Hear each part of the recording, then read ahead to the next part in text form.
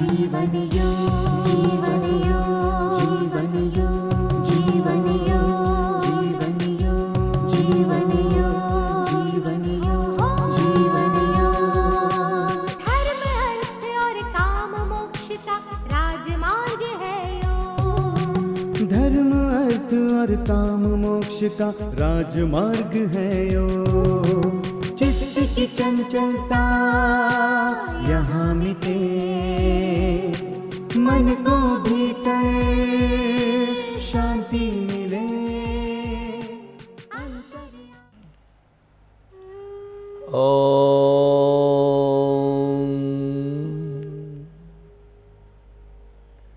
सहना ववतु सहनौ भुनक्तु सह वीर्यं करवावहै तेजस्विनावधीतमस्तु मा विद्विषावहै। ओम शांति शांति शांति। हरि ओम श्री गुरुभ्यो नमः।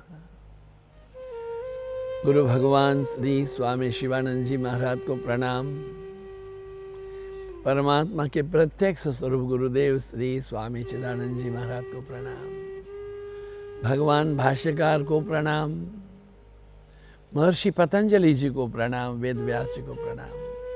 तमाम संतों को, महंत को, गुरुजनों को, मुमुक्षुओं को, सबके हृदय में विराजित परमात्मा को प्रणाम। नमो नारायण, नमो नारायण, नमो नारायण। समाधि पाद के संपन्न होने की बेला है। तीनों सूत्रों को थोड़ा एक बार और विहंगम लोग करना पड़ेगा। इसलिए इंद्रियजन्य ज्ञान के अपेक्षा इंद्रियजन्य ज्ञान के द्वारा प्राप्त बुद्धि के चिंतन की अपेक्षा अन्य भी है, क्योंकि ये तो विषय भिन्न है, बुद्धि का विषय नहीं है। विषयार्थत्वात्, क्योंकि विशेष अर्थ वाली बात है। वेद शास्त्र आप पुरुषों के वचन हैं, ये उनके लिए ऐसा कहा गया है कि देखिए, सामान्य ज्ञान हमें कहाँ से प्राप्त होता है? ग्रंथों से होता है, गुरुजनों से होता है। गुरुजनों के प्रवचनों से, गुरुजनों के आदेश से, ग्रंथों के अध्ययन से, चर्चा से। ये तो कहा ना, स्वाध्यायान्मा प्रमदितव्यम, स्वाध्याय में प्रमाद करना नहीं। तो गुरुजनों से, शास्त्रों से, शास्त्र चर्चा से जो ज्ञान प्राप्त होता है वो गौण है। विशिष्ट क्षमता संपन्न ज्ञान क्या है? वो है अनुभवजन्य ज्ञान। किंतु वो इंद्रियातीत हो। इंद्रियां तो छल कर सकती है, क्योंकि वो वेदांत ने बार बार कहा, यही कहा कि भाई रज्जु सर्प न्याय। रस्सी तो पड़ी हुई है अंधेरे में, हम देते हैं सांप है, किंतु जो सांप है वो कैसे पता चला? छोटे बच्चे को तो बताना पड़ता है ना कि ये अच्छा है, ये बुरा है। मिर्ची पकड़ेगा, नहीं नहीं नहीं, बु बु बु बु बु नहीं, मिर्ची पकड़ने से मना करना पड़ता है। हाँ, छोटा बच्चा मलमूत्र त्याग करता है, उसमें हाथ डालता है, नहीं नहीं, छिची छिची, समझाना पड़ता है। हाँ, वो कुछ भी मुंह में उठा के डालेगा। हाँ, हमने तो मिट्टी नहीं खाई, कृष्ण भगवान कह रहे हैं, नहीं खाना चाहिए। बच्चों को जो हम ज्ञान देते हैं कि ये उचित है, ये अनुचित है, ये दिमाग में जमा रहता है, चित्त में उसका संस्कार बनता है कि ऐसा होगा तो ये सांप होगा। हाँ, वो दूर से जल दिखता है, वो मृग जल है, जल नहीं होता है। अंधेरे में पेड़ खड़ा है, सूखा हुआ, वो भूत नहीं है, घोस्ट इन द पोस्ट। तो ये क्योंकि भूत ऐसा होता है, ऐसी समझदारी हमारे अंदर बीजारोपण की गई है। ऐसा सांप होता है, ऐसे हमको समझाया गया है। तो ये जो है वो इंद्रिय जन्य ज्ञान है। किंतु जब इसे क्या होता है, अनुमान ज्ञान भी साधारण है। ध्यान दें, कि हम पुनः पुनः ये शास्त्र श्रवण के द्वारा जो ज्ञान प्राप्त हुआ उसको अपने भीतर आत्मसात करने के लिए ये श्रुत बुद्धि से, अनुमान से परे जा कर के अपने भीतर में ऋतंभरा प्रज्ञा के द्वारा वस्तु के स्वरूप और यथार्थ पूर्ण अंग प्रत्यंगों को समझने के लिए चेष्टा करें, प्रयत्न करें। क्या होता है भाई, थोड़ा उसको भी समझना पड़ेगा। देखिए ये बहुत ज़रूरी बात है इसको समझना, क्योंकि हमने इस बात का थोड़ा चिंतन किया है कि जो क्या बात है भाई, ये तो ज्ञान जो है वो अप्रत्यक्ष होता है, प्रत्यक्ष नहीं है। सम्यक अनुभूति प्रत्यक्ष होती है। सम्यक, नाति नीचम नाति ऊंचम चैलाजन कुशोत्तरम, सम्यक है। ये क्या बोला गीता जी ने, ये कहा कि युक्ताहार विहारस्य युक्त कर्मस्य शेषसो युक्त स्वप्नाव बोधस्य योगो भवति दुखा। बोध खाए नहीं खाए, बोध बोले नहीं बोले, बोध सोए नहीं सोए, तो ये तमाम तो योग नहीं है। समत्वम, सम्यक, हाँ सम्यक समाचार को तो समाचार बोलते हैं। ये बहुत जरूरी बात है। अभी वो क्या है क्या नहीं छोड़ दीजिए, क्योंकि मुझको एक विनोद वार्ता याद आ रही है।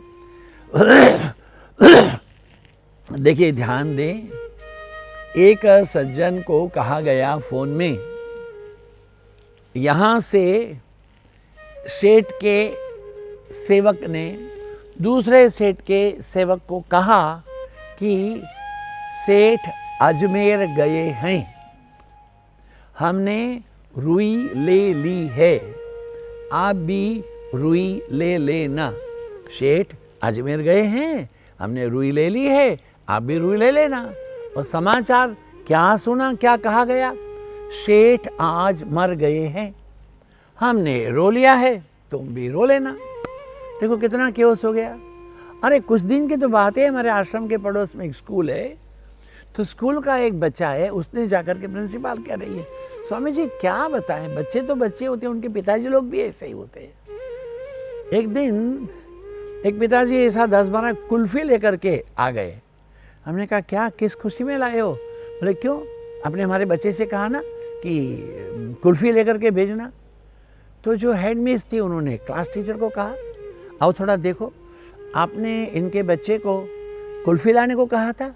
नहीं नहीं मैडम, मैंने तो स्कूल फीस लाने के लिए कहा था। कान से क्या सुना उचित नहीं है, वो सत्य भी हो सकता है, अनुमान भी पृथक हो सकता है। तो ऐसी अवस्था में क्या करना है कि ज्ञान भरोसे का नहीं होता है इंद्रियों वाला ना, एक संदेश वाहक जुड़ा तो यही होता है। किंतु ध्यान दें, ये जो हमारी समाधि है ना, वो कैसे होती है भाई, देखो ये हमारा जो बायां हाथ है, बायां पाँव है, उसका नियंत्रण दाहिनी ओर से होता है। वो दाहिना हाथ है, दाहिना पाँव है, उसका नियंत्रण बायां ओर से होता है। हृदय तो बाईं ओर है, नियंत्रण पीछे से होता है। हाँ, ये बात है। देखो क्या बात है, क्या होता है इसमें, इसमें यही होता है कि हमने जो ये सिंपैथेटिक और पैरासिम्पैथेटिक नर्व से, मेंडुला से जुड़े। हाँ, ये आँखों ने फूल को देखा, पाँव से कहा चलो, हाथ को बोला तोड़ो, नाक को बोलो सूंघो, मुंह से कहा अच्छा है। ये सारी इंद्रियां एक के ऊपर एक आधारित हैं। तो ये इंद्रियों के द्वारा जो ज्ञान हुआ है, वही ज्ञान हमारे मन में जाकर के स्थिर होता है। इंद्रियों के द्वारा जो ज्ञान हुआ, तो इंद्रियां जो काम करती है वो उचित है अनुचित है हमें पता नहीं है। उचित हो भी सकता है, नहीं भी। तो मन जो स्वतंत्र नहीं है, मन को क्या पता है, बुद्धि को क्या पता है? इंद्रियों ने बताया तो मन को पता होगा, मन को बताया तो बुद्धि को पता होगा। तो कैसे इन पर नियंत्रण किया जाए नारायण? ये कहना है तो स्थिर बैठना सीखो, कुछ भी मत करो, स्थिरम सुखम आसनम, ये बात, स्थिर बैठो। क्या होगा? प्रतिदिन सतुनैरंतर्य, प्रतिदिन बैठे, एक फिक्स टाइम पर बैठे, 20 मिनट बैठना है, 20 मिनट मध्याह्न, 20 मिनट सायंकाल, 20 मिनट रात में करके देखो तो सही। कुछ मत बोलो, कुछ मत करो, मंत्र, अरे मंत्र भी मत जपो यार, चुप से बैठो ना। धीरे धीरे क्या हो जाएगा, शरीर जब स्थिर हो जाएगा तो प्राण स्थिर हो जाएगा। प्राण के बारे में तो हमने कहा है पहले, आगे भी कहेंगे प्राणायाम के चैप्टर में। बैठत 12, चले 18, दौड़े में 20, काम क्रोध में चले 72। कहते हैं दास घसीटा, बैठत 12। तुझ बैठे हैं तो 12 है, और गुस्सा आ जाएगा हवस में तो 72 हो जाएगा। तो बैठने की अभ्यास करो, सतो निरंतर प्रतिदिन करो, दीर्घकाल पर्यंत प्रतिदिन एक स्थान में एक समय में। धीरे धीरे क्या होगा, प्राण भी स्थिर होता चला जाएगा। हाँ, 12 से 6 भी हो सकता है, होगा, एथलीट्स के होता है, योगियों के भी होता है। हाँ। जब प्राण स्थिर होगा तो प्राण से तो इंद्रियां कार्य करती, इंद्रियां स्थिर हो जाएंगी। इंद्रियां स्थिर होने पर इंद्रिय से मन, मन से बुद्धि, यह बुद्धि परसस्तु सह प्रारंभ करना चाहिए। ये हमारे एफरेंट्स एंड इफरेंट्स कहते हैं। बाहर से संदेशा हमारे सेरेब्रल सिस्टम तक लाने के लिए, सेरेब्रल सिस्टम से बाहर संदेशा भेजने के लिए वायरलेस वर्ड है, पाँव में कांटा छुपा। क्या हो गया, पाँव में कांटा छुपा, छुपा नीचे, मुंह हाँ करता है, आंख देखती है, हाथ पकड़ता है। ये पूरा जो है नियंत्रण है हमारे नर्वस सिस्टम पर है, चेता तंत्र पर है। अब ये चेता तंत्र है, हाँ, क्या करते हैं भाई, ये चैतन्य शरीर में क्या होता है, बद्ध मूल नहीं है। शरीर तो एक केवल नाव के माफिक है, नारायण। हाँ, जैसे हम अपने घर के अंदर जाते हैं, घर से बाहर आते हैं, ऐसे ही ये चैतन्य हमारे घर में आ सकता है, बाहर जा सकता है। जो चीजें घट रही हैं उसको चैतन्य से अनुभव किया जा सकता है। निर्विचार समाधि में भी ऐसे ही घटना घटती है, विचार समाप्त हो जाते हैं, मन और चेतना के बीच का संपर्क कट जाता है। जैसे पाँव में कांटा चुभा, निर्विचार समाधि में वो कांटे की चुभन की अनुभव स्थिति मन को प्राप्त नहीं होती है। हम आगे आपसे कह चुके हैं, कुछ ही दिन के पहले एक योगी ध्यान में बैठे रहे, गहन समाधि में थे, उनके खुले कंधे के ऊपर किसी ने तीर मारा, वो हड़बड़ा गया, मैंने क्या किया। लोगों ने कहा चिंता मत करो, अभी निकाल दो, कि वो समाधि में बैठा है, उसको तीर लगा, उसका ज्ञान नहीं है, निकाल लो तब भी ज्ञान नहीं होगा। ये स्थिति होती है। हाँ, मैं क्या बताऊं, हमारे अपने गुरु महाराज उड़ीसा से एक बार इसी अहमदाबाद में आए थे, दास काका के घर में भोजन के लिए बैठे। एक थाली रखी है, बहुत सारी कटोरी है, बहुत सारे व्यंजन है, रोटी का टुकड़ा दाल में डाल के ऐसे बैठ गए। मैं देखता रहा, टुकड़ा हाथ से गिर गया। मैंने सोचा कुछ महाराज सोच रहे होंगे। साथ में जल रखा था, उसमें डाला, अध्यात्म, ये सांस नहीं ले रहा हूं। हड़बड़ा गए। महाराज के साथ में जो सेवक चलते उनको जगाया, रामस्वरूप जी, स्वामी जी को। वो रामस्वरूप ठंडे से बोल दिया, खिड़की में एक बोतल रखी है, षडबिंदु तेल 2 डाल दो, नाक में ठीक हो जाएगा। लेके आया, रामस्वरूप भी वही डालता है। मैंने एक इधर डाला, उधर डाला, 2 डाल दिए, 2 बिंदु। अरे ये षडबिंदु तेल है, 6 डालना चाहिए। अब गुरु महाराज ने कहा तो मैंने दूसरा भी डाल दिया, 2 में से 4 हो गए। मैं क्या बताऊं, जैसे मछली को पानी से बाहर निकाले जाए तो कैसे छटपटाता है, ऐसे छटपटा रहे हैं। बाथरूम से मैंने बाल्टी भर के लाया, मुंह में जल भर के स्वामी जी के नाक में डाले पानी, पिचकारी मार के निकले दवा। महाराज जी से कहा, बाल्टी में सिर डाल के निकालो, छीको। बहुत खराब अवस्था थी। दौड़ के गए घर की मालकिन को, उन्होंने कहा, पड़ोस में हमारी मित्र रहती हैं सहेली, वो ENT स्पेशलिस्ट उनको कहते हैं। उन्होंने कहा मैं VS हॉस्पिटल चलती हूँ, आप भी वहाँ उनको लेकर के आए। अभी मैं सोच रहा हूँ जब सांस नहीं ले रहे महाराज, वो नीचे जाएंगे कैसे? रामस्वरूप जी को जगाया, मैं भी आया, तब तक महाराज कपड़े बनकर नीचे चले गए। अभी मेरे पास में अभी भी नहीं समझ में आ रही थी जब तक ये सूत्र नहीं पड़ा है।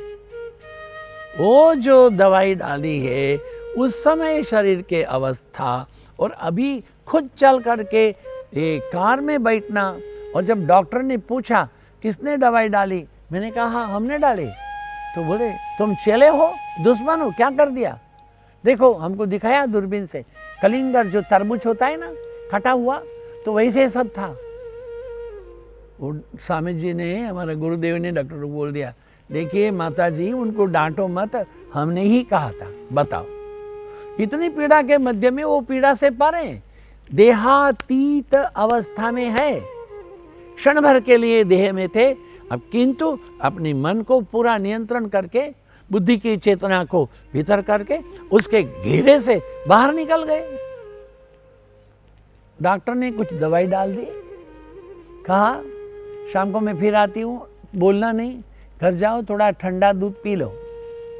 महाराज जी ने ठंडा दूध तो पिया, मैंने समझा कि वो महाराज जी भी विश्राम करेंगे।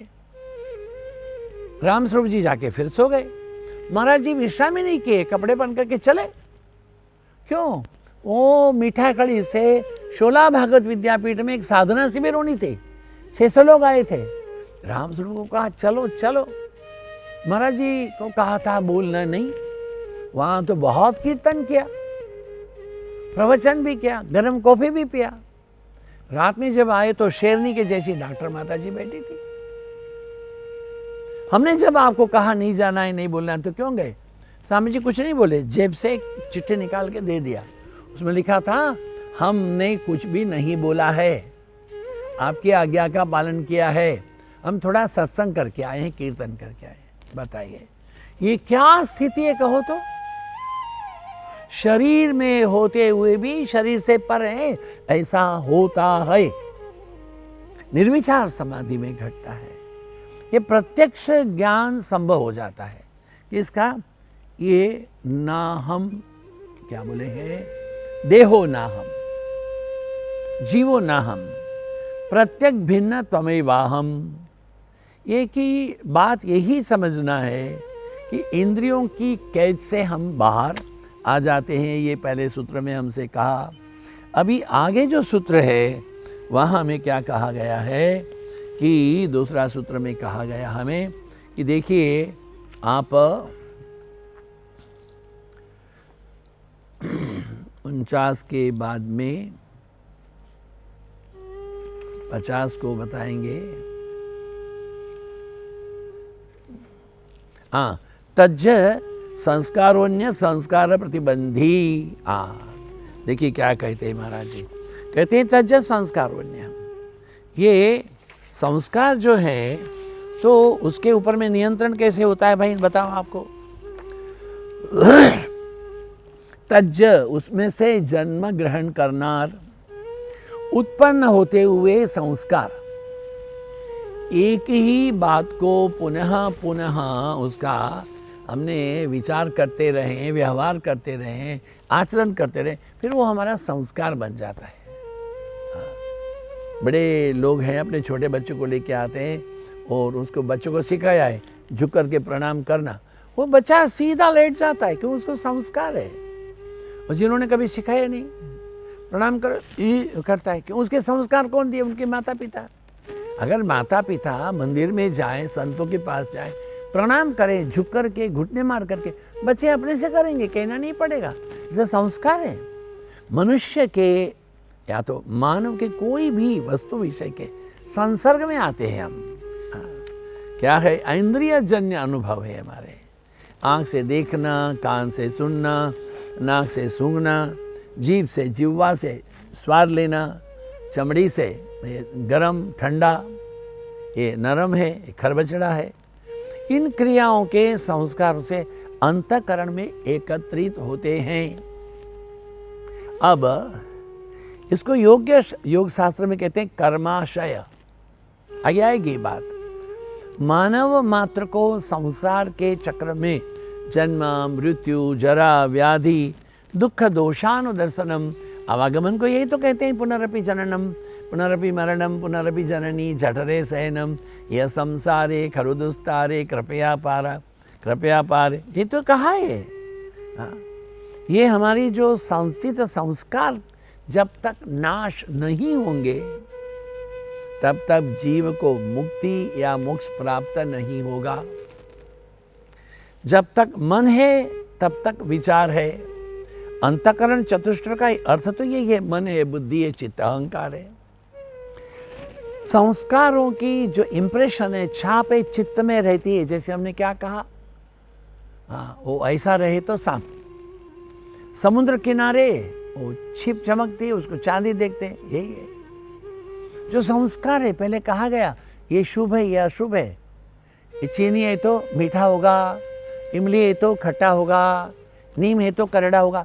ये जो हमको बार बार बता गया तो उसकी छाप हमारे मस्तिष्क में, चित्त में रहती है।